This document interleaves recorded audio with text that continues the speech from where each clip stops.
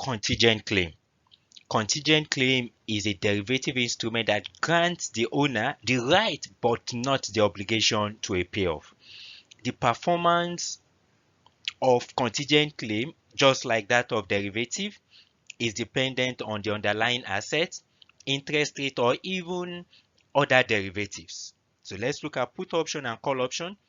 Put option would give you the right to sell but not the obligation, while call option would give you the right to buy but obviously not the obligation. So let's look at call option.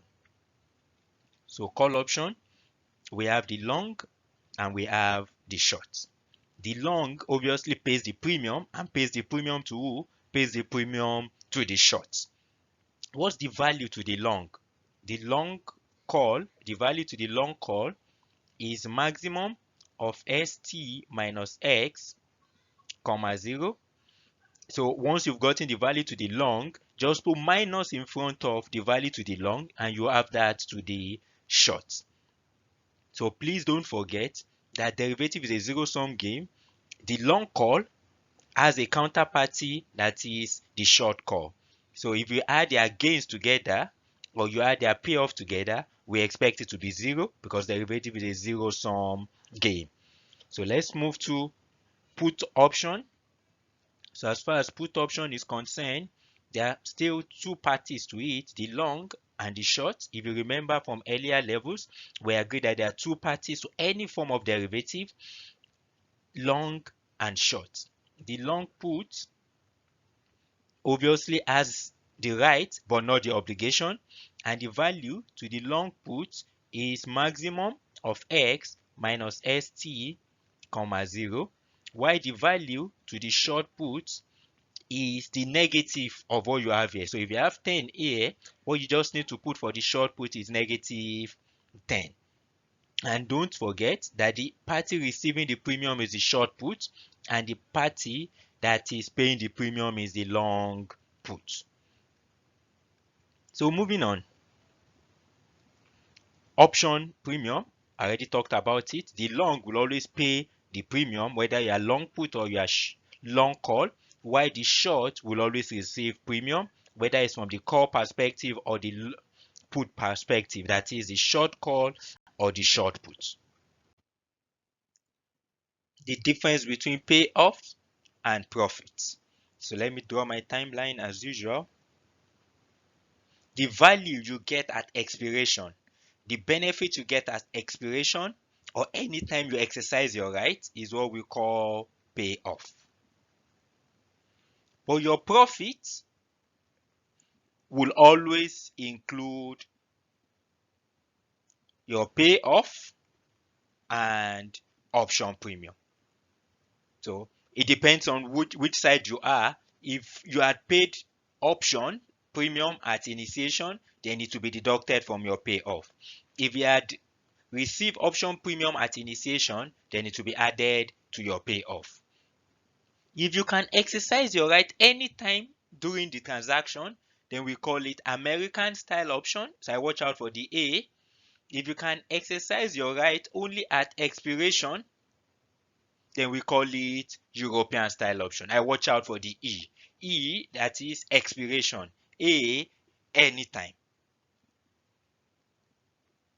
So let's look at the put call parity. These are the instruments we use for our put call parity. To remember the put call parity formula, today we have an asset called S0. Then we locked in X at expiration.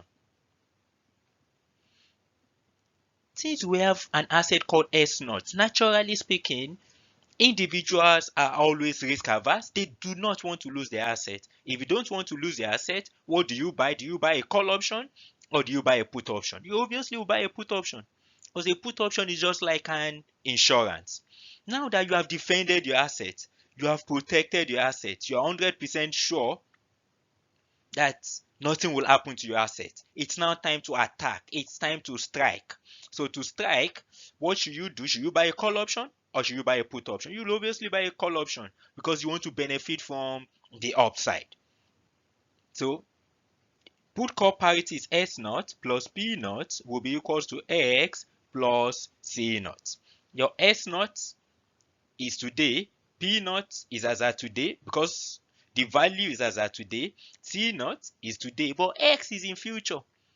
So we need to convert X to today. To convert it to today, then we divide by what? 1 plus risk-free rate raised to power t to convert it to present value of X. So what we are saying is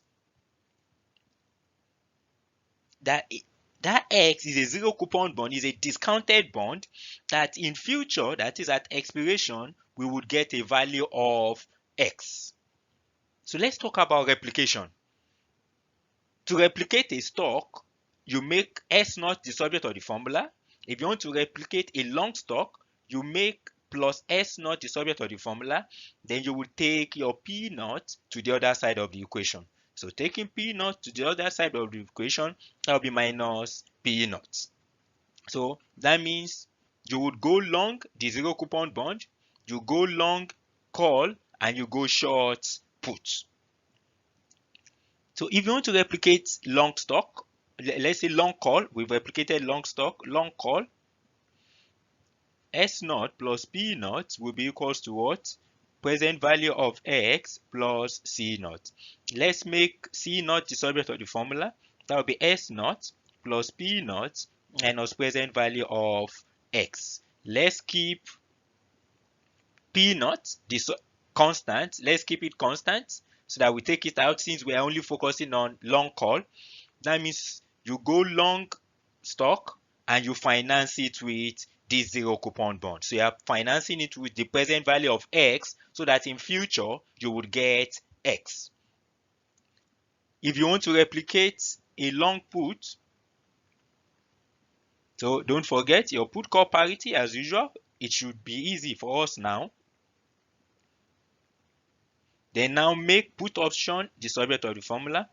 That's present value of X plus C naught minus S naught. So let's keep this constant, or we can take it out for simplicity's sake. So you are going short on stock and you are financing it with present value of X. Okay.